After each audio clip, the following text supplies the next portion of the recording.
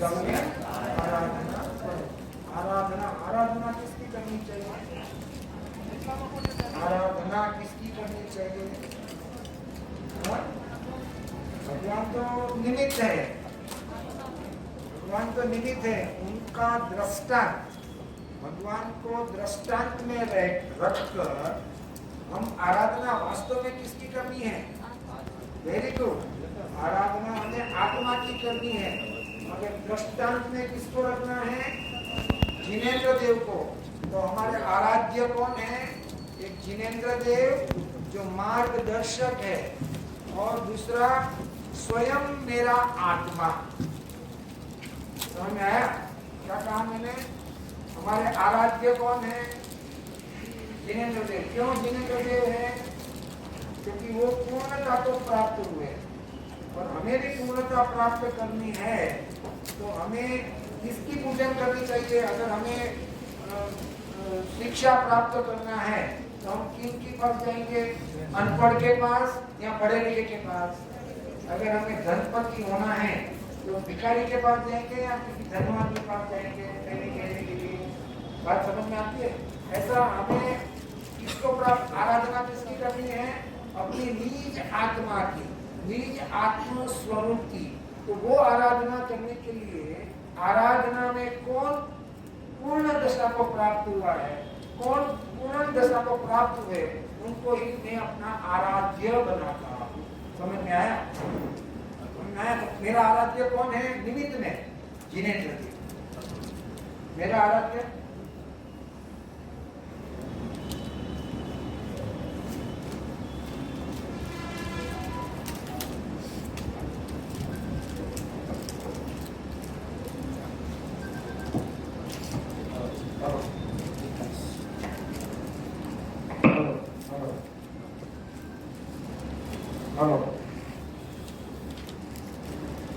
कौन है मेरा आराध्य? जिनेंद्र देव। जिनेंद्र देव पहले क्या थे? पहले क्या थे? पहले क्या थे जिनेंद्र देव? मेरी तरह संसारी थे, है ना? सुवर्ण, गोल्ड। पहले क्या था? जमीन में काली माँ के साथ, पत्थर के साथ था। गोल्ड होता है तो कहाँ से मिलता है? माइन में से निकलता है। उस वक्त प्योर होता है या मिला हुआ होता है? मिला हुआ होता है। उसके बाद हम क्या करते हैं? उसको प्योरीफाई करके शुद्ध सोना निकालते हैं। तो जिसको मैं आराध्य करता हूँ, जिसकी मैं आराधना करता हूँ, तो उसके लिए निमित्त उत्कृष्ट कौन है? जिनेंद्र देव। मगर जिनेंद्र देव पहले क्या थे? जैसे गोल्ड माइन में से सोना मलिन होता है, ऐसे भगवान भी कैसे थे? मेरी तरह बहिरात्मा थे, अज्ञानी थे, मिथ्या दृष्टि थे। उन्होंने क्या किया? उन्होंने क्या किया? आत्मा का और विभाव का, मलिनता का, रागादि भाव का, दोनों का क्या किया? भेद ज्ञान किया। मगर वो भेद ज्ञान करने के काल में उन्होंने सामने दृष्टांत के लिए किनको रखा? किनको रखा? जिनेंद्र देव। क्योंकि वो पहले बहिरात्मा थे, उन्होंने सम्यक दर्शन, ज्ञान और चारित्र की आराधना की। वो उपाय है, और उस उपाय के फलस्वरूप वो पूर्ण दशा को प्राप्त हुए। तो मैं उस जिनेंद्र देव को आराध्य बनाकर स्वयं अपने आत्मा की आराधना करता हूँ। तो इसीलिए हमारा पर्व जो क्लास है, उसका जो थीम है, उसका नाम क्या है? सम्यक आराधना पर्व। का मतलब क्या? जो दीपावली मनाते हैं, ऐसा पर्व का मतलब नहीं। पर्व का मतलब ये है कि सम्यक आराधना में प्रकट करने की जो भावना रखता हूँ, सम्यक आराधना करने का जो मैं संकल्प करता हूँ, सम्यक आराधना प्रकट करने की जो मैं अंदर में भावना करता हूँ, वो भावना फलितार्थ हो जाए, वो भावना सफल हो जाए, वो भावना व्यक्त हो जाए, उसको वास्तव में क्या कहेंगे? पर्व का मतलब जो दीपावली मनाते हैं या दूसरे हिंदुओं के अंदर में जो पर्व का वो मतलब या पर्व का वो डेफिनेशन नहीं है। पर्व का मतलब उसको मनाना। मगर मनाना हमारे जैन धर्म में उसका अर्थ क्या है? मनाना का मतलब जैन धर्म में इसका अर्थ क्या होता है कि जो लक्ष्य, जो ध्येय हमें प्राप्त करना है उसको व्यक्त करना। जैसे हम आम का बीज जमीन में डालता है, क्यों डालता है? कि उसका फल हमें क्या मिलना चाहिए? आम, बराबर है? ऐसा हम अभी आराधना करते हैं, सम्यक आराधना करते हैं, आराधना का प्रयत्न करते हैं, आराधना दिन रात स्व का अध्याय करते हैं। क्यों करते हैं? कि मुझे भी अनंत सुख को प्राप्त करके, पूर्ण दशा को प्राप्त करके, जिनेंद्र देव की तरह मुझे भी सिद्ध बनना है और संसार के भयंकर दुखों का त्याग करके, आत्म लक्ष्य करके पूर्ण दशा को प्राप्त करना है। तो वो जो प्राप्त करना है, जिसकी शुरुआत सम्यक दर्शन से है, वो वास्तव में है। समझ में? और लोग कब कहेंगे मनाएंगे? मतलब हम कहते हैं ना कि हमने पर्व बनाया, तो क्या किया आपने? कुछ किया ना। जैसे दीपावली करते हैं तो क्या करते हैं? मिठाई वगैरह बनाते हैं, नए वस्त्र पहनते हैं, कुछ मनाने का वहाँ पे प्रोसेसिंग होता है ना। तो यहाँ हमारे अध्यात्म मार्ग में पर्व का मनाने का मतलब क्या? सम्यक दर्शन। हमारे में खाली बोलना कि मुझे सम्यक दर्शन प्राप्त करना है, ये बोलने से कार्य सफल नहीं होगा। हमारे में क्या है? कार्य को अप्लाई करना, उसको व्यक्त करना, उसको प्राप्त करना, आत्मा का अनुभव करना, वो वास्तव में पर्व कहलाता है। तो हमारा थीम भी क्या है? सम्यक आराधना पर्व। तो उसमें सबसे पहले लिखा है चारित्र खल्लु धम्मो। क्या लिखा है? किसको पता है कि ये कहाँ लिखा हुआ है? ऐसा ये सूत्र कहाँ लिखा हुआ है? पता है? इधर पर जाए पता है किसको भी ये शब्द कहाँ लिखा हुआ है? किसी ने सुना है कहीं? चारित्र खल्लु धम्मो। किसी को भी पता नहीं? एक आध जन को भी पता होना चाहिए। पता है किसी को भी? ठीक है। तुमको आचार्य ने कितने शास्त्र लिखे थे? वही नहीं पता है? मुख्य कितने? मुख्य कितने? क्या है?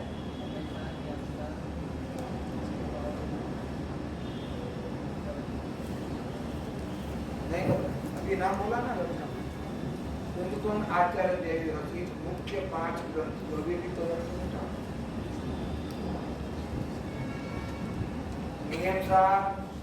हाँ, और किसको आता है?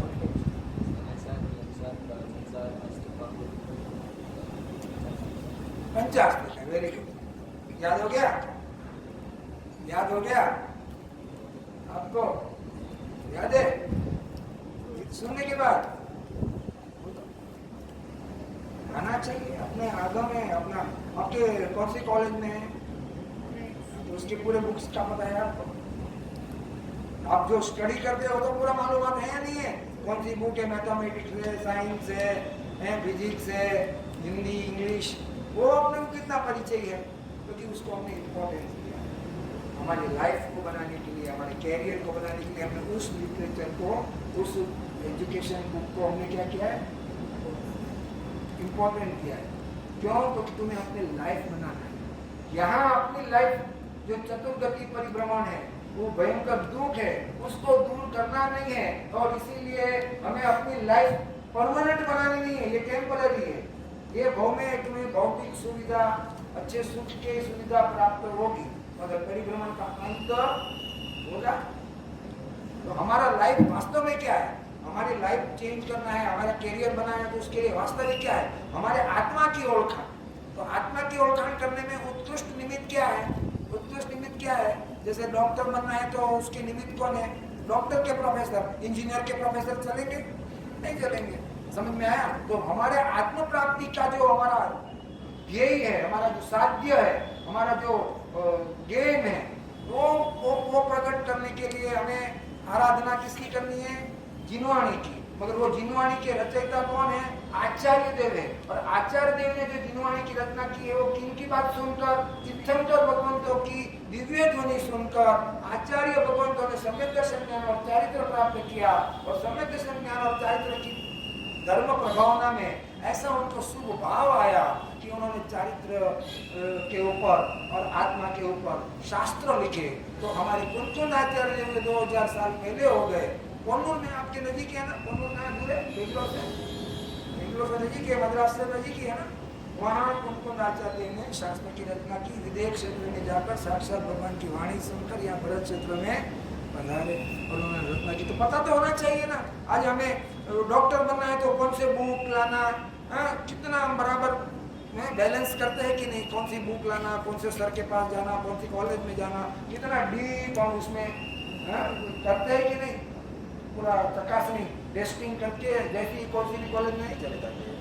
देखो वहाँ कितनी सावधानी है और यहाँ बिल्कुल असावधान है। क्यों? क्योंकि हमें अपनी लाइफ कैरियर बनाना ही नहीं है, ये भव का बनाने की फिक्र है, मगर अनंत भव के ये भयंकर दुखों को टालने का हमारे हृदय में कोई उच्चता नहीं है। मैं दुखी हूँ ये भी हमें एक्सेप्ट करने की तैयार नहीं। अभी किसी को पूछो आप दुखी है तो सब बोलेंगे नहीं हम तो कहाँ दुखी है, हम तो स्विच ऑन करते ही एसी चालू होता है, मन करते ही 32 जात के भोजन हमारे को मिल जाते हैं। अभी जब नीचे जाएंगे तो सबको तरह तरह के भोजन मिलेंगे हैं। मन हुआ फोन लेने का है तो पापा को बोले चल एक फोन दिला दिया, मन किया गाड़ी लेना है, पापा को रिक्वेस्ट किया गाड़ी दिला दिया। हम तो दुखी है नहीं, हम तो सुखी है। हम तो पानी मांगते हैं तो हमारे घर वाले हमारे को दूध देते हैं, तो हम तो दुखी है नहीं। ये हमारा भाव वैसा होता है, वास्तव में हम दुखी है।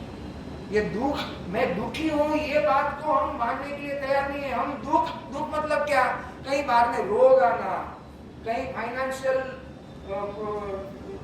टाइट हो जाना, पोजीशन अपनी फाइनेंशियली अपनी पोजीशन टाइट हो जाना और बाहर में शरीर में रोग आना, हम उसको दुख कहते हैं। वो दुख नहीं है बेटा, वो दुख नहीं है। दुख वास्तव में 4 गति का परिभ्रमण जो आत्मा अनंत काल से करता आया है वो है, और हम उस 4 गति के परिभ्रमण का दुख दूर करने के लिए यहाँ पर एकत्रित हुए हैं। मगर थोड़ा सा प्रयास करोगे तो पुण्य बनेगा, और पुण्य बनेगा तो स्वर्ग मिलेगा, मगर उसके बाद तो गारंटी नहीं है कि तू कहाँ जाएगा। क्योंकि 2000 सागरोपम के बाद नियम से वो कहाँ चला जाएगा, निगोद में। यहाँ 5 प्रकार के निगोद के जीव है, सबको पता है, वनस्पति का है, जल का है, वायु का है, अब का है, ये सब रहती अपनी स्थिति हो जाएगी। तो दुख को परमानेंट दूर करना है तो उसमें स्वर्ग को भी गिनना पड़ेगा। ये अल्प प्रयास से आत्म प्राप्ति नहीं होगी। आत्म प्राप्ति के लिए पूर्ण अंतरंग में प्रयास करना पड़ेगा। जैसे 100 किलो का वजन उठाना है तो उंगली लगाएंगे तो नहीं उठेगा, आपको दोनों हाथों से उसको उठाना पड़ेगा। ऐसा आत्म प्राप्ति के लिए पुरुषार्थ करना है तो तुम्हें अंदर से भी पुरुषार्थ, रुचि, आत्म प्राप्ति की धगश, जैसे कॉलेज जाने की, पैसे कमाने की जो धगश होती है, ऐसी धगश, ऐसी रुचि, ऐसी महिमा आत्मा की आनी चाहिए। और ये 4 गति के दुख लगने चाहिए। हम नरक को दुख मानते हैं, पीरियड्स को दुख मानते हैं, मगर स्वर्ग को मानने को तैयार नहीं है, मनुष्य भोग को मानने को तैयार नहीं है। हम समझते हैं तो अच्छा है, यहाँ तो खाने पीने की, जब देखो जब मन हो तो आईनॉक्स चले गए, पिक्चर चले गए, खाना खाने चले गए, स्विट्जरलैंड घूमने चले गए। हम ये गति को हम दुख रूप मानते नहीं, ये हमारी भ्रमणा है। क्योंकि हम जो विषय के पास जाते हैं, आप बताइए वहाँ पर आप चिपक के रहते हैं या वापस आ जाते हैं? अब खाना खाने जाएंगे तो वहाँ खाते रहेंगे या वापस आएंगे? देखो है या नहीं? प्रथम में आपको ऐसा लगेगा कि मुझे अच्छा लगा, भूख लगी है ना, इसलिए 2-3 जो क्षण है वो हमें कैसी लगेंगी, ओहो खाने की तृप्ति हुई। मगर और ज्यादा दूंगा तो क्या करेंगे, बस। तो देखो जो विषय के पास सुख की कल्पना करके हम जाते हैं, वही विषय से दुखी होकर वापस आते हैं। तो थोड़ा क्लिक तो होना चाहिए कि जगत के कोई भी विषयों के पास मुझे शांति और तृप्ति मिलती नहीं है। आप कोई भी विषय ले लो, आप कॉलेज भी जाओगे तो 4 घंटे के बाद वापस क्या करोगे? कोई ऑफिस में जाएगा तो 2-3-4 घंटे के बाद क्या करेगा? कोई निंद्रा लेने जाएगा तो 6 घंटे के बाद वापस, या वो सोते रहेगा। लाइफस्टाइल देखो, हर चीज में आपको एक पीरियड है, 5 घंटा 2 घंटा। खाना खाने गए तो कितना, 15 मिनट 20 मिनट, फिर खाते रहेगा। क्यों? पहला तो आपने बहुत मजा आ गया, वही चीज थोड़ी देर के बाद पेट भरने के बाद कैसी लगेगी, बेशरूप लगेगी। पहले कैसी लगेगी, भूख लगी थी इसलिए उस पर राग हुआ, और थोड़ी देर के बाद पेट भरने के बाद वही चीज कैसी लगी, द्वेष लगी। अभी बाहर गर्मी हो रही है तो अभी एसी करूंगा तो कैसा लगेगा? सुख रूप लगेगा। और बाहर ठंडी पड़ गई तो वो एसी कैसा लगेगा? बंद करो। समझ में आया? तो हम खुद जिस विषय के पास जाते हैं, कोई विषय से हम दुखी होकर वापस आते हैं, तो कभी अंदर में स्ट्राइक तो होना चाहिए कि ऐसा क्यों?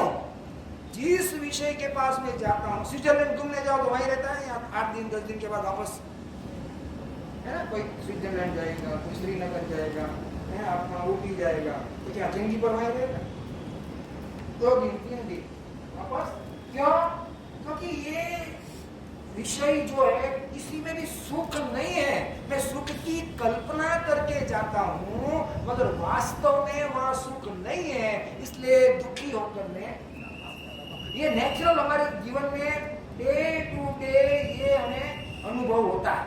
होता है नहीं? सब बताओ, होता है नहीं? होता है। खाना खाने बैठे होते, एक ही सामने एग्जाम्पल है, खाना खाने बैठने के बाद कौन वहां बैठा है? बताओ एक जन।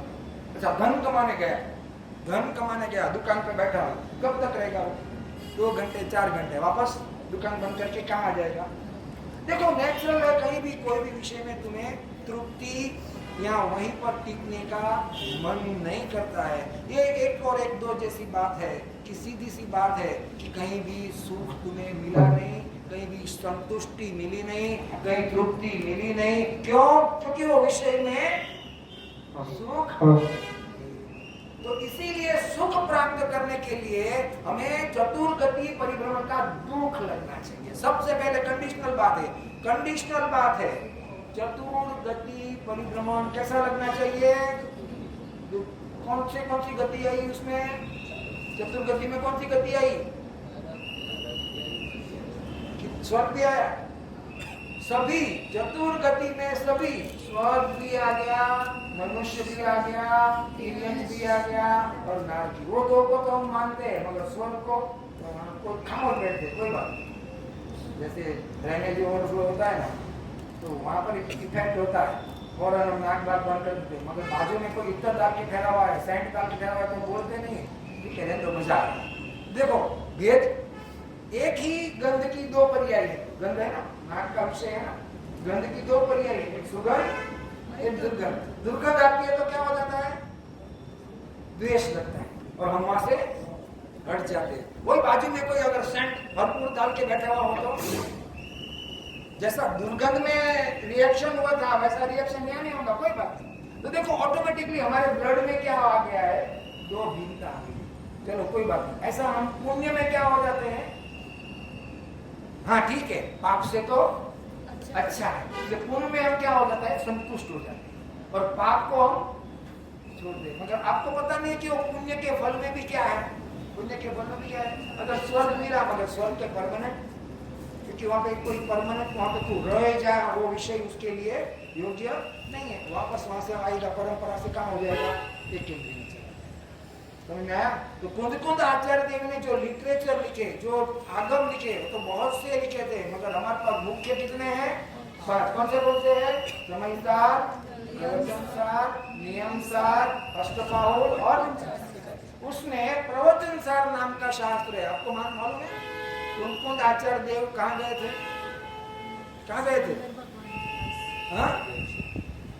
सिमंदर भगवान कहाँ है जी? Very good. वहां पर कहाँ से गए थे? कोनूर हिल से। कोनूर हिल में उन्होंने बिल्कुल लघु उम्र में दीक्षा ली थी और 33 साल की उम्र में तो आचार्य पद भी उन्होंने प्राप्त कर लिया था। और उनको कौन सी बुद्धि थी? चारण बुद्धि थी। और चारण बुद्धि से क्या होता है? जमीन से 4 उंगल ऊपर ही उनका शरीर रहता है। कितना? 4 उंगल ऊपर ही शरीर उनका जमीन से रहता है। वो उसको चारण बुद्धि बोलते हैं। और वो लब्धि थी और पुण्य का उदय, पुण्य का पूर्व का उदय और लब्धि रुद्धि, वो उसके फलस्वरूप उनको विदेश में जाने का अवसर प्राप्त हुआ। सिमंदर भगवान की उन्होंने वाणी सुनी और वाणी सुनने के बाद सर्वप्रथम उन्होंने प्रवचन सार क्या लिखा? Very good. उसके बाद समय सार और फिर नियम सार, 50 लिखा, सॉरी, तो ये 3 प्रावृत है। फिर नियम सार अपने लिए लिखा और अष्टपाहुल लिखा। तो 5, वैसे तो 84 कुछ है उनके ग्रंथ, मगर उसमें मुख्य 5 समझ में आया। उसमें प्रवचन सार की 7वीं गाथा में ये लिखा हुआ है चारित्र खल्लु ब्रह्मो। क्या लिखा हुआ है? चारित्र खल्लु ब्रह्मो। इसका अर्थ पता है किसी को? चारित्र का मतलब नहीं, चारित्र की परिभाषा मुझे लिखा हुआ हिंदी में। देखो, निश्चय समय दर्शन सहित। देखो चारित्र, हमारा अभी जो चारित्र है वो कैसा है?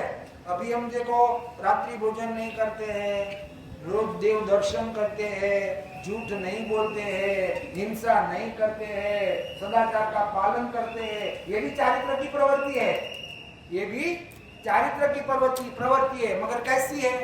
कैसी है? कौन बता सकता है कैसी है? सम्यक दर्शन सहित है या सम्यक दर्शन रहित है? तो यहाँ चारित्र खल्लु ब्रह्मो में क्या लिखा है? चारित्र की व्याख्या निश्चय सम्यक दर्शन सहित। क्या लिखा है? निश्चय सम्यक दर्शन सहित। और फिर क्या लिखा है? स्वरूप। स्वरूप यानी क्या? मेरा शुद्ध आत्मा। स्वरूप यानी क्या? मेरा शुद्ध आत्मा, शुद्ध आत्मा। उसमें कैली करना, उसमें रमना, उसमें चरना, उसमें रमणता करना। देखो, निश्चय सम्यक दर्शन सहित स्वरूप में चरना, रमना, अर्थात अपने स्वभाव में अकषाय। अकषाय, अकषाय, कषाय कितने हैं? वो कौन बोलेंगे? और इनके प्रकार कितने हैं? क्रोध, मान, माया, लोभ। बहुत अच्छा जवाब आया, वेरी गुड। अनंतानुबंधी, प्रत्याख्यान, प्रत्याख्यान, स्वयं। Very good. कितने हुए? एक के 4। क्रोध, मान, माया, लोभ। 4 से 4 कितने हुए? 16। और कोई पता है? और कोई कषाय है? और कषाय पता है जो चारित्र मोहनी के होते हैं? पता है? और वेरी गुड, यस। रति, अरति, हास्य, शोक, फिर रति, अरति, शोक, भय, जुगुप्सा, स्त्रीवेद, पुरुषवेद और नपुंसक। कितने हुए? कितने हुए? अप्रत्याख्यान, अनंतानुबंधी, अप्रत्याख्यान, प्रत्याख्यान और संजलन। उनके क्रोध, मान, माया, लोभ। तो कितने हुए? 16। और 9 कषाय। तो कौन से अभी बोला मैंने? रति, अरति, हास्य, शोक, भय, जुगुप्सा 6। और स्त्रीवेद, पुरुषवेद और 9 कषाय। टोटल कितने हुए? 16 और 9 25। ये 25 जो है वो चारित्र मोहनी के परिणाम, यानी कि जिसको सम्यक दर्शन नहीं है उनका जो भी परिणाम होते हैं वो ये 25 प्रकार के परिणाम। समझ में आया? तो चारित्र मोह के 25 और दर्शन मोह के 3, ऐसा टोटल देखा जाए तो 28 मोहनी कर्म की प्रकृति है। कितनी? कितनी? समझ में आया? 25 और दर्शन मोह जो श्रद्धा को खंडित करता है, तो दर्शन मोह की 3 और चारित्र मोह की 25। टोटल कितनी हुई? किसकी प्रकृति है? वो किसकी प्रकृति है? मोहनीय कर्म की। और सबसे बड़ा दुश्मन हमारा कौन है? कौन है? मोहनीय। जब तक मोह है तब तक आत्मा का अनुभव हमें होता नहीं है। अंशे मोह का अभाव होना वह सम्यक दर्शन है, यानी कि दर्शन मोह की प्रकृति का अभाव होना वह सम्यक दर्शन है। और संपूर्ण मोहनीय कर्म का अभाव होने के बाद यथा क्या चारित्र और केवल ज्ञान प्रकट होता है। तो अणुमात्र भी मोह का सद्भाव हमें हमारे आत्मा का अनुभव कराने देता नहीं है, अथवा तो अपूर्णता प्राप्त कराती नहीं। समझ में आया? जब तक अणुमात्र भी मोह का शेष मोह हो तब तक पूर्णता नहीं होती, और अनंतानुबंधी और दर्शन मोह की 3 प्रकृति का क्षय न हो अथवा तो उपशम न हो तब तक आत्मा का अनुभव होता नहीं। तो फिर से चारित्र की व्याख्या निश्चय सम्यक दर्शन सहित। सबसे पहले कंडीशनल बात है, क्या है? निश्चय सम्यक दर्शन सहित, यानी कि हम जो अभी दिन भर करते हैं ना, अब ये शुभ प्रवृत्ति है, ये चारित्र की प्रवृत्ति है, शुभ भाव है, मतलब आत्मा का अनुभव शुभ भाव से नहीं होता। आत्मा का अनुभव शुद्ध भाव से। कौन सा? शुद्ध भाव से। और शुद्ध भाव प्राप्त करने के लिए क्या करना? आत्मा का आश्रय करना। और आत्मा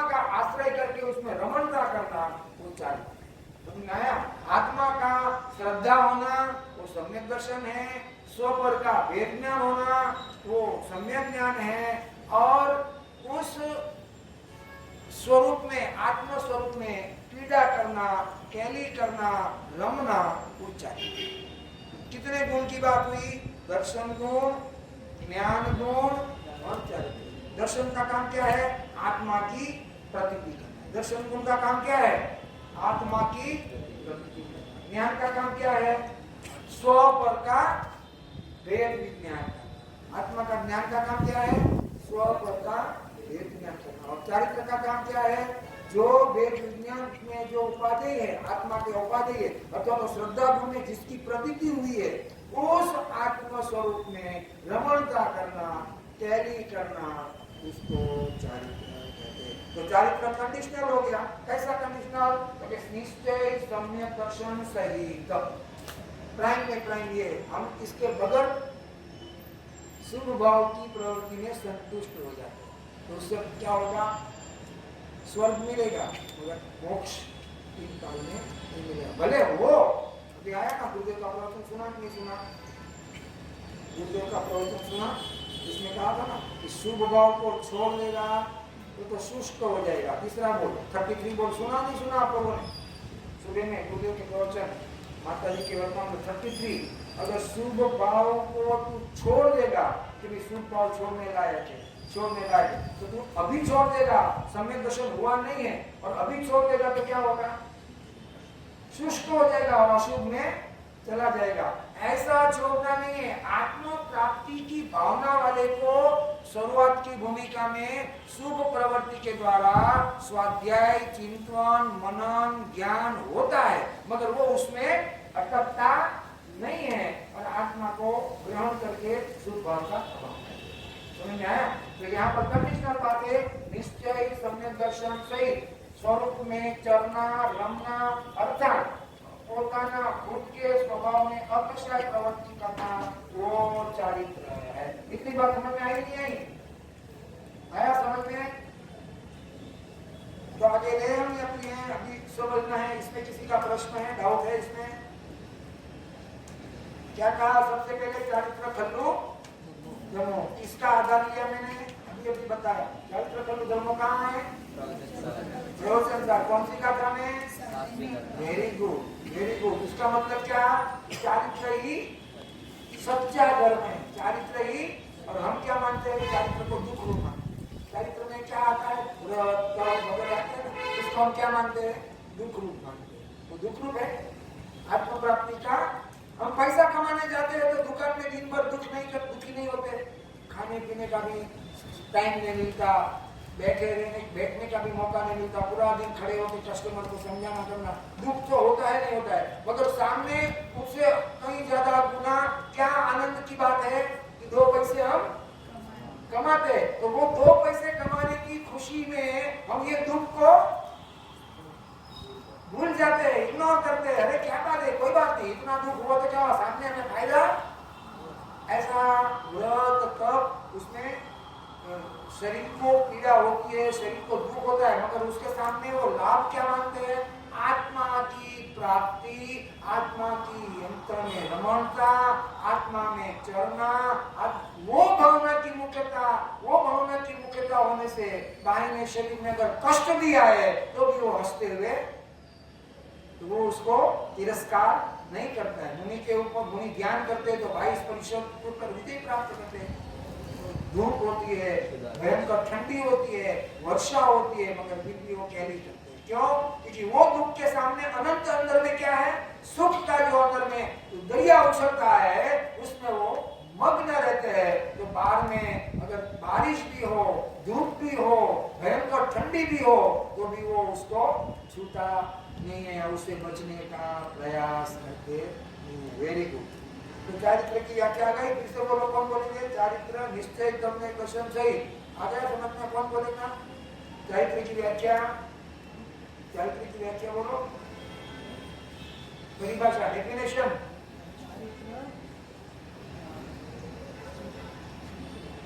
सबसे पहले क्या बोलना? निश्चय सम्यक दर्शन सही।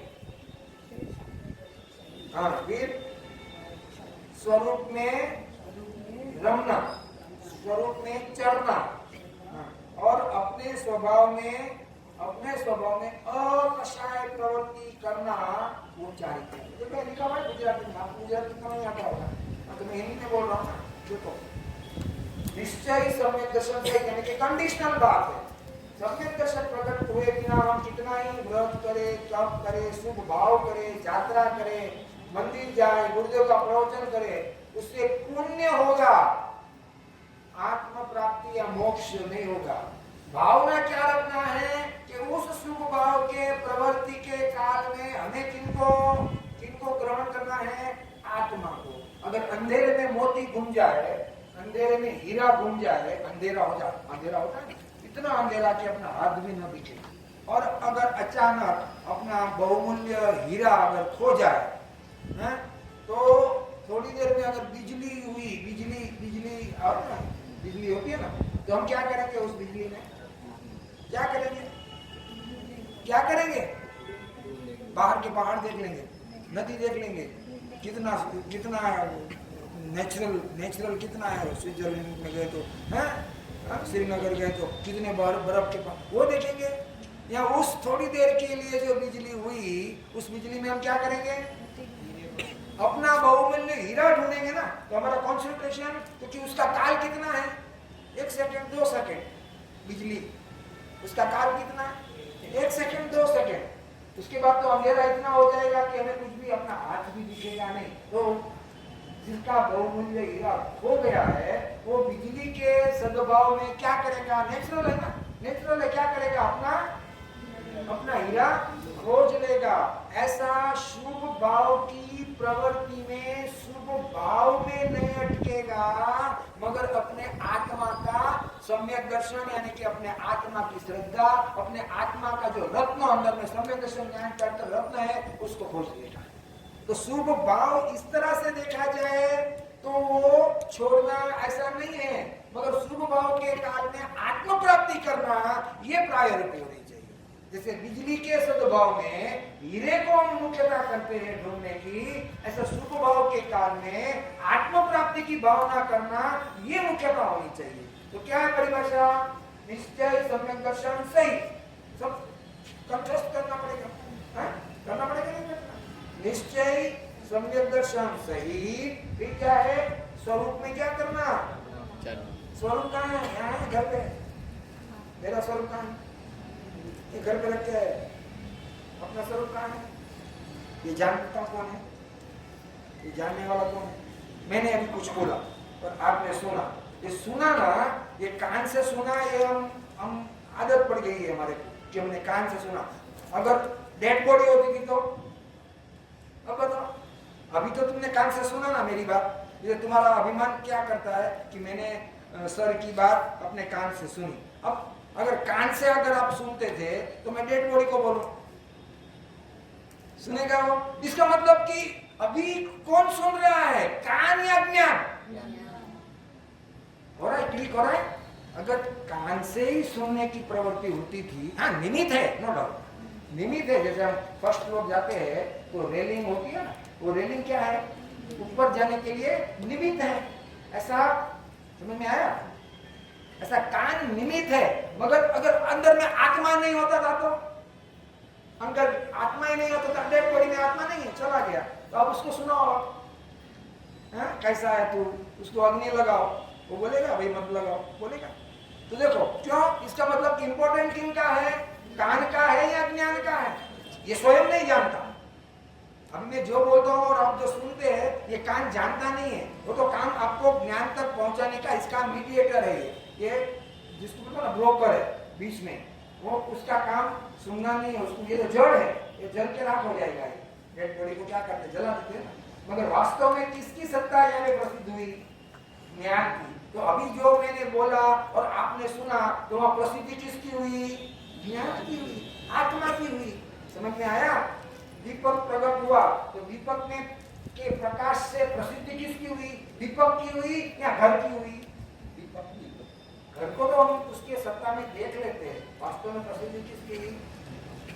ऐसा हमारा जो ज्ञान जो जानना, उससे किसकी प्रसिद्धि होती है?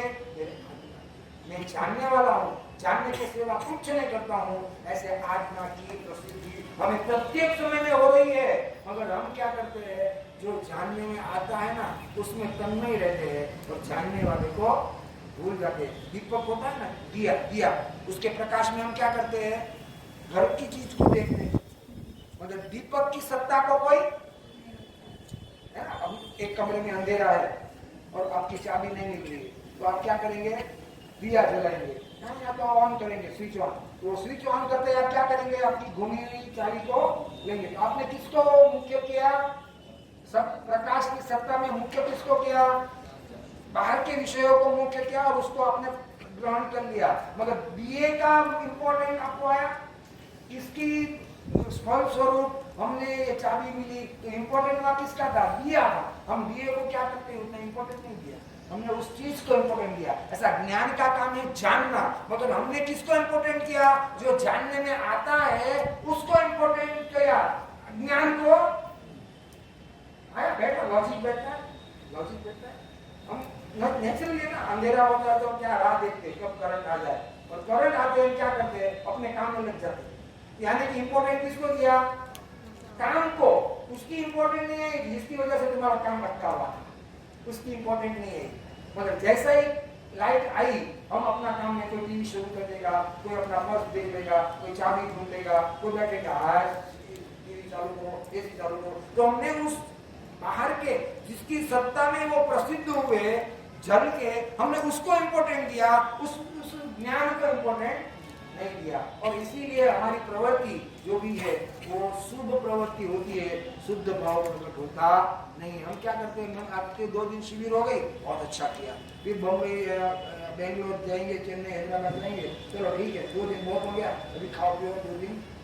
ऐसा नहीं करना चाहिए। जैसे श्वासोश्वास निरंतर चलती है ना, ऐसा जब तक आत्मा का अनुभव नहीं होता तब तक हमारा प्रयत्न वेद ज्ञान का, कि मैं ज्ञान हूँ और ये सब जानने वाले पदार्थ है, मेरे से भिन्न है, मैं जानने वाला हूँ, ऐसा वेद ज्ञान कब होना, नॉन स्टॉप सब तक। कब, जब तक कि आत्मा का अनुभव हो, जब तक कि आत्मा का अनुभव हो। तो निश्चय समय दर्शन सहित स्वरूप में चलना रमना, इसका मतलब कि अपने स्वभाव में अकषाय प्रवृत्ति होना। अभी हमारे स्वभाव में प्रवृत्ति क्या है, कषाय रंजित है, हमारे परिणाम क्या है, कषाय रंजित है। व्यवहार में क्या होता है, या क्रोध होता है, या मान होती है, या लोभ होता है, या माया होती है। इससे हटकर क्या होता है, हास्य।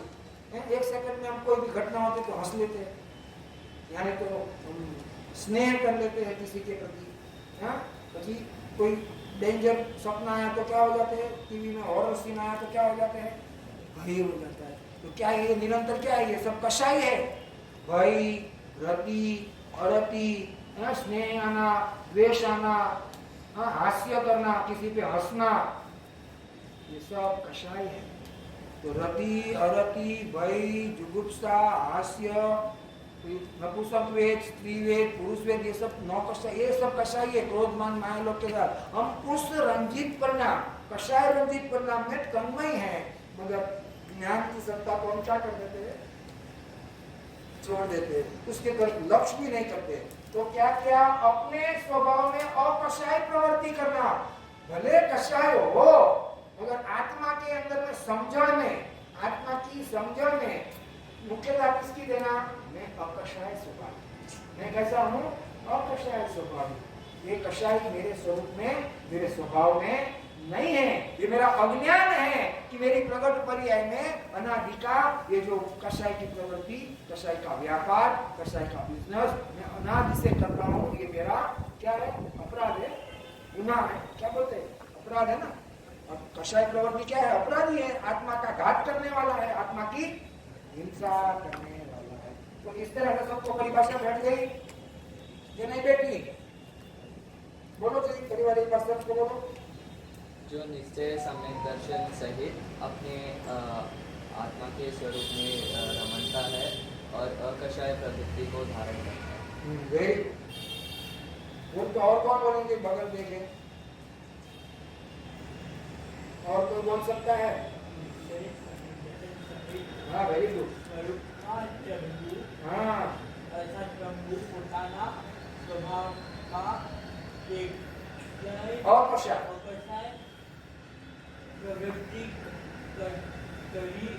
करना वो चाहिए। देखो कितना सुंदर परिभाषा आई। कौन बोलेगा? निश्चय। देखो एक एक स्टेप, 4 स्टेप कर लो। निश्चय सम्यक दर्शन सही, फर्स्ट स्टेप। स्वरूप में चरना, सेकंड स्टेप। अपने स्वभाव में, थर्ड स्टेप। और चौथा स्टेप अकषाय प्रवृत्ति करना, उसको चारित्र कहते हैं। कितने स्टेप दिया मैंने? 4 स्टेप। कौन से? निश्चय सम्यक दर्शन सही, फर्स्ट स्टेप। फिर स्वरूप में चरना, रमना, ये सेकंड स्टेप। और थर्ड स्टेप अपने स्वभाव में, बाजू के या दूसरों के या तीसरों के नहीं, अपने स्वभाव में क्या करना? अकषाय यानी कि पवित्र, निर्मल, शुद्ध। जैसे पानी फिल्टर होने के बाद क्या कहते हैं हम? शुद्ध है, तो वो अकषाय वाला हो गया। ऐसे मेरे परिणाम में भी पवित्रता आ गई, निर्मलता आ गई, तो मेरा आत्मा भी उसके फलस्वरूप कैसा हो गया? अकषाय हो गया। तो मेरी प्रवृत्ति भी कैसी हो गई? अकषाय प्रवृत्ति। जैसे पानी फिल्टर होने के बाद कैसा हो गया? पीने लायक हो गया। ऐसा मेरा आत्मा भी कैसा हो गया? मोक्ष के लायक हो गया। क्यों? क्योंकि उसमें अकषाय प्रवृत्ति हुई। समझ में आया? चलो आगे। अभी क्या लिखा है? कितने हैं? कौन से हैं? स्वरूपाचरण चरित्र और स्वरूपाचरण चरित्र और क्या है? संयमाचरण चरित्र। देखो स्वरूपाचरण चरित्र वो क्या है पता है आपको? किसी को पता है? स्वरूपाचरण, स्वरूप, उसका आप डेफिनेशन करो। स्वरूप, अभी मैंने कहा ना, निश्चय सम्यक दर्शन सहित 4 स्टेप बताया ना। कौन बताएंगे फिर से? निश्चय सम्यक दर्शन सहित। फिर सेकंड स्टेप क्या था? स्वभाव में चरना। थर्ड स्टेप क्या था? अपने स्वभाव में। और चौथा क्या था? अकषाय प्रवृत्ति। स्वरूप में चरना, अभी हमने डेफिनेशन भी लिया ना, स्वरूप में चरना। यहाँ पर भी क्या था? स्वरूप में चरना, वो चारित्र। तो ये चारित्र कैसा है? चारित्र के 2 भेद में ये चारित्र कैसा है? कौन बताएगा? ये चारित्र कैसा है? पवित्र है या मलिन है? सबसे पहले बोलो। क्यों पवित्र क्यों कहा? क्या लिखा है? स्वरूप चरण, स्वरूप में चरना। अभी हमने बताया ना चारित्र की परिभाषा में कि स्वरूप में चरना वो चारित्र। तो ये भी कैसा चारित्र है? स्वरूप में चरना, स्वरूप में रमना। ऐसा जो चारित्र प्रकट हुआ उसको चारित्र के प्रकार में स्वरूपाचरण चारित्र। और दूसरा क्या है? संयम। मतलब क्या?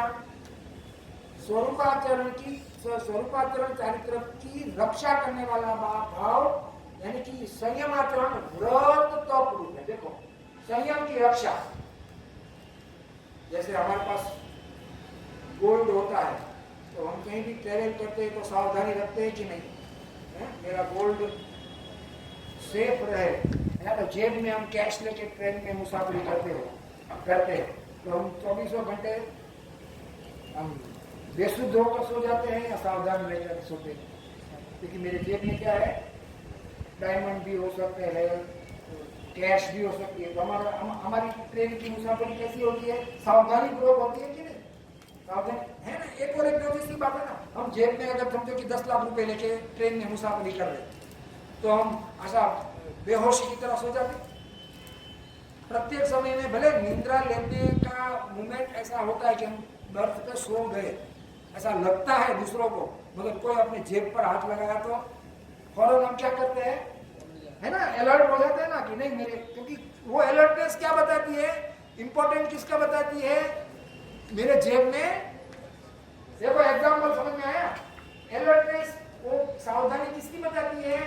निद्रा नहीं आई ऐसी नहीं है, निद्रा तो बहुत मन करती है मगर उसको निद्रा नहीं आ रही है। क्यों? इंपॉर्टेंट किसका है? कि जेब में 10 लाख रुपए है, उसका वहां मुख्यता है। ऐसा मुनिराज संयमाचरण में कहाँ सावधान है? संयमाचरण में। क्यों? स्वरूपाचरण की रक्षा। उनको क्या प्रकट हुआ है? मुनि को, श्रावक को, ज्ञानी को स्वरूपाचरण चारित्र यानी कि सम्यक दर्शन ज्ञान पूर्वक स्वरूपाचरण चारित्र प्रकट हुआ है। अब उपयोग बाद में आ जाए, शुभ प्रवृत्ति में आ जाए, उस वक्त स्वरूपाचरण चरित्र मेरा नष्ट न हो जाए, तो उसकी रक्षा के लिए वो संयम की रक्षा पूर्वक व्रत, समिति, रूप, व्यवहार धर्म में सावधान है ना। मालूम है ना सब, 5 महाव्रत, 5 समिति, 13 प्रकार के चरित्र, ये क्या है? मुनिराज क्यों पालते हैं? किसकी रक्षा के लिए? हालांकि वो क्या है? शुभ भाव रूप है। ये जो संयमाचरण है वो कैसा है? शुभ भाव की प्रवृत्ति है। मगर वो शुभ भाव की प्रवृत्ति को मुख्यतः क्यों किया, क्यों दिया? क्योंकि अशुभ तो करना नहीं है। अशुभ तो नेचुरली डेंजर है। अगर हम कहीं होटल में गए, कहीं होटल में गए और वहां पर ऐसा बोर्ड लिखा हुआ है कि ये तरफ नॉन वेज और इस तरफ वेज, तो हम नेचुरली कहाँ जाएंगे? जाएंगे, बराबर है। तो यहाँ मुनिराज भी जब स्वरूपाचरण चरित्र यानी कि स्वरूप गुप्त उपयोग बाद में आया, तो उनके पास 2 ऑप्शन है। क्या ऑप्शन है? शुभ और अशुभ। तो वो किसको प्रायोरिटी देंगे, किसको मुख्यता देंगे? शुभ, बराबर है। अशुभ तो वो करेंगे नहीं। तो अशुभ से बचने के लिए शुभ भाव में वो क्या करते हैं? व्रत, समिति, रूप, व्यवहार, धर्म करते हैं, उसमें सावधान रहते हैं। क्यों? क्या लिखा है इधर? स्वरूपाचरण चरित्र की रक्षा के लिए। स्वरूपाचरण चरित्र क्या है? मेरा आत्मा का स्वभाव है और उसके अंदर में रमना करना ये मेरी प्रवृत्ति है। अब उस प्रवृत्ति में वो टिके नहीं है और उनका उपयोग बाद में आया, तो उस वक्त उस स्वरूपाचरण की रक्षा के लिए संयमाचरण यानी कि संयम की रक्षा पूर्वक व्रत, समिति, ऐसी शुभ भाव की प्रवृत्ति मुनिराज या श्रावक या कोई भी ज्ञानी वो करते हैं। उसके पीछे का उद्देश्य क्या है? मुझे जो सम्यक दर्शन प्राप्त हुआ है, जो सम्यक दर्शन ज्ञान और चारित्र की जो मुझे रत्नत्रय दशा प्रकट हुई है, वो च्युत न हो जाए, वो खंडित न हो जाए, वो भंग न हो जाए, इसके लिए वो क्या करते हैं? अशुभ से बचने के लिए शुभ। क्योंकि जैसा सम्यक दर्शन प्राप्त हुआ उन्हें मोक्ष तो होता नहीं। भूमिका के अनुसार जैसे शुद्धि की वृद्धि होगी तो 5वां गुणस्थान, और शुद्धि की वृद्धि होगी तो 6वां 7वां मुनिराज की दशा आएंगी, और शुद्धि होगी तो केवल ज्ञान तक पहुंचेंगे। केवल ज्ञान होने के बाद कोई टेंशन नहीं है, मगर साधक दशा में जब उपयोग स्वरूप में न रहे और बाहर आ जाए, तब स्वरूपाचरण चरित्र की रक्षा के लिए वो संयमाचरण चरित्र कहते हैं। संयमाचरण चरित्र कैसा है? शुभ भाव। संयमाचरण चरित्र कैसा है? शुभ भाव। और स्वरूपाचरण चरित्र कैसा है? शुद्ध भाव। आया समझ में? संयमाचरण चरित्र कैसा है? शुभ भाव। और स्वरूपाचरण चरित्र कैसा है? शुद्ध भाव। और शुद्ध भाव किसका हेतु है? शुद्ध भाव किसका हेतु है? शुद्ध भाव से क्या होगा? शुद्ध भाव से क्या होगा? शुद्ध भाव से क्या होगा? कोई नहीं बताएगा। शुद्ध भाव से क्या होगा? क्या होगा? मोक्ष दशा। ये सब आपको क्लिक आना चाहिए। शुद्ध भाव का फल क्या है और शुभ भाव का फल क्या है? वेरी गुड, समझ में आया। मगर यहाँ शुभ भाव को उन्होंने इंपॉर्टेंट क्यों दिया? अशुभ से बचने के लिए शुभ भाव को। और शुभ भाव को क्यों किया उन्होंने? किसकी रक्षा के लिए? देखो, शुद्धोपयोग से आत्मस्वरूप में एकाग्रता और भ्रमणता करना, वो स्वरूपाचरण चरित्र है। तो ये निश्चय है। मगर ऐसी दशा साधक दशा को, ज्ञानी को, श्रावक को, मुनि को कंटिन्यू नहीं रहती है, तो उनका उपयोग बार बार अंदर बाहर करता है। तो जब उपयोग बाहर में आता है तो उनके सामने ऑप्शन 2 है। क्या 2 ऑप्शन है? एक शुभ रूप या नेचुरली वो कौन सा करेंगे?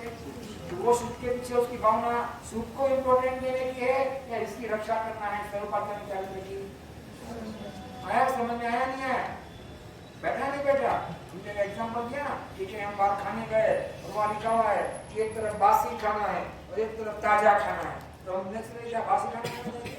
ऑप्शन है ना हमारे पास कि भाई वो खाएंगे, बीमार पड़ जाएंगे, तो हम कहाँ जाएंगे? ताजे में जाएंगे। हाँ, बराबर है।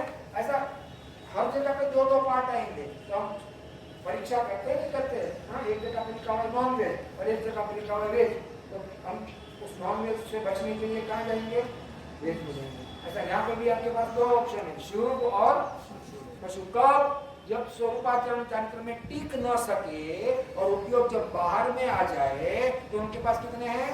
दो विषय है, एक शुभ और दूसरा अशुभ। तो नेचुरली अशुभ में जाएंगे, शुभ में तो क्या करेंगे? अच्छा, वो शुभ में भी जाएंगे तो भी क्यों शुभ में जाएंगे? क्यों शुभ की प्रवृत्ति? से बचने के लिए। अशुभ से बचने के लिए तो हो गया, अशुभ से बचने के लिए शुभ में आ गए, बोलो शुभ में वो जो प्रवृत्ति करते हैं उसके पीछे का उनका उद्देश्य क्या है? शुद्धोपयोग दशा की रक्षा करना है। आया समझ में नहीं आया? हाँ, आप अगर किसी का वेट कर रहे रास्ते में, आपके फ्रेंड है, आपके घर में है, आपने नीचे से उसको फोन किया कि भाई मैं नीचे आया हूँ, हाँ, तो वो बोलती है कि मैं 5 मिनट में आता हूँ, और कड़कड़ की धूप है, कड़कड़ की धूप होगी ना, तेज धूप है, अब आपको वेट तो 5 मिनट करना है, तो आप कहाँ करेंगे? ऑटोमेटिकली आप कहाँ जाएंगे? बोलो, आप कहाँ जाएंगे? वेरी गुड, कहाँ जाएंगे? आपको वेट तो करना ही है 5 मिनट, नेचुरल है वो, तो उसमें छूट कोई रास्ता ही नहीं है। आपको 5 मिनट आपकी ट्रेन का वेट करना है और धूप 40 डिग्री की है, नेचुरली आप कहाँ चले जाएंगे? 5 मिनट के लिए छाव में चले जाएंगे, नहीं है ना कि कोई बोलना पड़ेगा आपको? नेचुरली ऐसा जब उपयोग बार में आया तो नेचुरली वो अशुभ में ठहरेंगे या शुभ में ठहरेंगे? वो धूप में ठहरेंगे या छाव में ठहरेगा? समझ में आया? तो बार उपयोग आया तो वो कहाँ ठहरेगा? बार उपयोग अशुभ में ठहरेगा या शुभ में ठहरेगा? शुभ में। अच्छा, वहां एग्जाम्पल को फिर से हम रिपीट करते हैं कि वो छांव में चला गया, वो धूप से बचने के लिए, बराबर है, मगर वहां ठहरने के लिए ठहरा हुआ है या दोस्त की राह देखने के लिए उतने ही काल के लिए ठहरा हुआ है? जैसा ही वो आया वापस चले जाना है, ये उनका वहां पर उद्देश्य है ना। वैसा शुभ उपयोग के काल में भी उसका उद्देश्य क्या है? शुभ में ही ठहरना है, छाव में ही ठहरना है, शुभ में ठहरना है। आया समझ में? तो शुभ में क्यों ठहरा है? क्योंकि शुद्ध में रह नहीं सका, शुद्ध भाव में रह नहीं सका, तो उसका उपयोग बाहर आया, तो अशुभ में न ठहरकर शुभ भाव में वो ठहरा। तो जितना काल भी वो शुभ भाव में ठहरा, उस काल में उसकी भावना क्या है? उसकी भावना क्या है कि वापस कब में अपने शुद्ध स्वभाव में कैली करूं, शुद्ध स्वभाव में चलूं, शुद्ध स्वभाव में रमणता करूं, ये उसकी भावना है। तो देखो क्या है, फिर से क्या बात कही? 2 बात आई, क्या क्या आई? चारित्र के 2 प्रकार। कौन से 2 प्रकार? स्वरूपाचरण और 5 मिनट है अभी आपके पास। फिर से स्वरूपाचरण चारित्र कैसा है? शुद्ध स्वरूप है, स्वभाव भूत है और मोक्ष का कारण, मोक्ष का हेतु। और स्वयमाचरण क्या है? शुभ रूप है और संसार का कारण। कैसा है? शुभ रूप है और संसार का, मतलब संसार का किसको कारण है? जो शुभ में चढ़ गया उसको, मगर शुभ भाव में वो ये सोच के ठहरा कि मैं वापस स्वभाव में चला जाने की भावना हूँ, तो वो उसको बाधक नहीं है। वो वापस स्वरूप में चलना, स्वरूप में रमना और उसी को ही मुख्य करके मोक्ष को। आया बात समझ में? तो 2 बात आई, चारित्र के 2 भेद आए। कौन से? स्वरूपाचरण और आया समझ में? सबसे पहले फिर से 5 मिनट में अपन रिपीट करते। सबसे पहले क्या लिया? चारित्र में शुरुआत कैसे की? चारित्र खंडू आया, कहाँ से लिया था हमने सूत्र? 200 साल की। उसके बाद चारित्र का अर्थ किया आपने, क्या किया? स्वरूप में रमना, चलना, वो चारित्र। उसके बाद हमने क्या किया? चारित्र की व्याख्या की, जिसके 4 स्टेप लिए। क्या 4 स्टेप लिए? सबसे पहला स्टेप क्या था? सेकंड स्टेप क्या था? थर्ड स्टेप क्या था? अपने स्वभाव में। और चौथा स्टेप क्या था? करना। वो क्या है? चारित्र किसको बताते हैं? चारित्र। तो चारित्र सुख रूप है या दुख रूप है?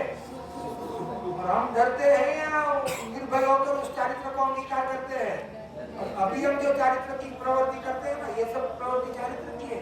अभी ये क्लास में बैठना, रात्रि भोजन का त्याग करना, सत्य बोलना, हिंसा नहीं करना, नीति से जीवन जीना, प्रामाणिकता से जीवन जीना, ये प्रवृत्ति सब चारित्र की है।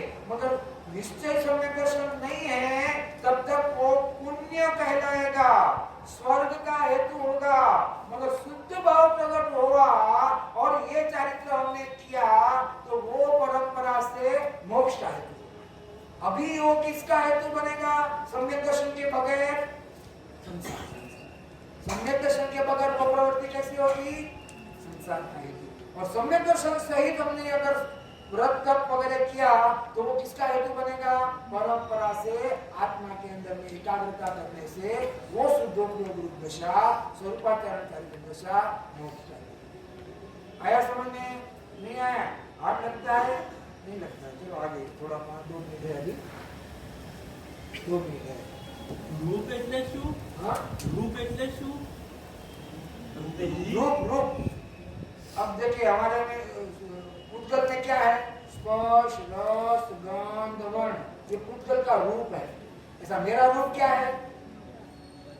मेरा रूप क्या है? दर्शन, ज्ञान, चारित्र, वो किसका रूप है? रूप मतलब उसका स्वरूप। रूप का मतलब क्या? उसका स्वभाव। जैसे पुद्गल है, ये पुद्गल है, तो इसका रूप क्या? स्पर्श, रस, गंध, समझ आया? ऐसा आत्मा का रूप क्या? आत्मा का स्वरूप क्या? आत्मा का रूप क्या?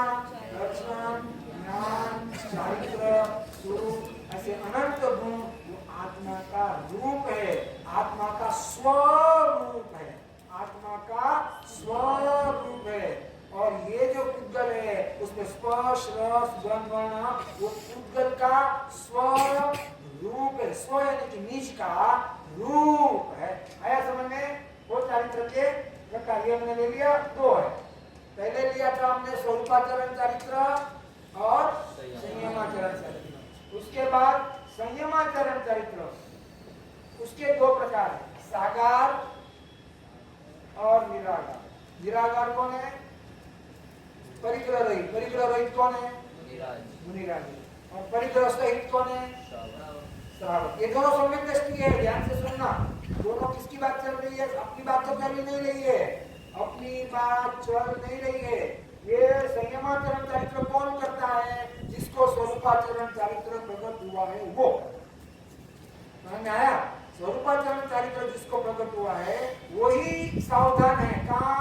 व्रत तप ऐसी शुभ प्रवृत्ति में। तो उसके 2 प्रकार है, सागार और निरागार। में कौन आएगा? परिग्रह रहित मुनिराज। और सागार में कौन आएगा? परिग्रह सहित श्रावक। जिसमें आएगा 5 अणुव्रत, 3 गुणव्रत और 4 शिक्षाव्रत, जिसका हम एक्सप्लेनेशन दूसरे क्लास में करेंगे क्योंकि अभी अपने पास टाइम कम है। ठीक है, तो दूसरे क्लास में हम इसकी चर्चा करेंगे और आगे अणुव्रत और महाव्रत में क्या डिफरेंस है यही करेंगे। और यहीं पर आपको बाकी के टीचर का भी सब्जेक्ट यहीं पर आपके पास आएंगे, कोई चेंज करने की जरूरत नहीं है। आप लोग जो यहाँ बैठे हैं दोपहर में 2:30 से 3:30 और 3:30 से 4:30 के जो क्लासेस है वो हमारे दूसरे टीचर भी अपना सब्जेक्ट लेकर यहाँ ही आएंगे, तो आपको उसका लाभ भी मिलेगा। और मेरा क्लास भी कल सुबह 10 से 11 बजे ही आना होगा। उसमें हम इसको कल 7 लास्ट पीरियड होगा ना मेरा, उसके बाद मुझे नहीं मिलेगा अवकाश, 2 ही पीरियड मिलेंगे, सबको 2 पीरियड मिलेंगे, 2 दिन का शिविर है। तो आज का मैंने यहाँ तक लिया, इसके बाद जो थोड़ा डिटेल है 5 महाव्रत की वो डिटेल कल ले लेंगे, तो ये मेरा सब्जेक्ट पूरा हो जाएगा, जिसको अणुव्रत और महाव्रत में मैंने डिवाइड किया है। तो अपना समय हो गया है। फिर से आज हमने क्या सीखा? चारित्र। चारित्र क्या है? सच्चा धर्म है, यथार्थ धर्म है। और वो चारित्र को क्या प्रवचनकार ने क्या कहा? चारित्र खलु धर्म। चारित्र खलु धर्म कैसे होता है? सम्यक दर्शन सहित होता है। सम्यक दर्शन बगैर चारित्र सच्चा धर्म होता नहीं। हम जो भी चारित्र की प्रवृत्ति करते हैं वो शुभ भाव है, पुण्य है, उससे संसार मिलेगा, मोक्ष नहीं मिलेगा। तो मोक्ष के हेतु क्या करना चाहिए कि शुभ भाव के काल में शुभ भाव को छोड़ने की भावना और शुद्ध भाव को प्रकट करने की भावना जिसको होती है उसको शुद्ध उपयोग रूप दशा स्वरूपाचरण चरित्र प्रकट होता है और वो स्वरूपाचरण चरित्र मोक्ष का हेतु है। तो वो प्राप्त करने के लिए अकषाय प्रवृत्ति करना, स्वरूप में रमना, मगर निश्चय सही आ गया समझ में? इतनी बात स्पष्ट हो गई? Very good. उसके बाद कल हम लेंगे, ये तो इतना ले लिया, कई मात्र चरित्र को 2 करके साकार निराकार, परिग्रह रहित और परिग्रह सहित। उसमें श्रावक आएंगे, कहाँ आएंगे? 5वें गुणस्थान वर्ती श्रावक। किसमें आएंगे? परिग्रह और परिग्रह रहित नग्न दिगंबर 6वें 7वें गुणस्थान में जुड़ने वाले महासन महा। ठीक है, इतना समय हो गया है।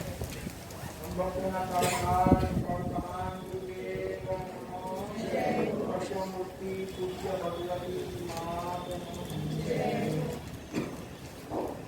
जब भोजन में सबको यहाँ के भोजन में लेना है।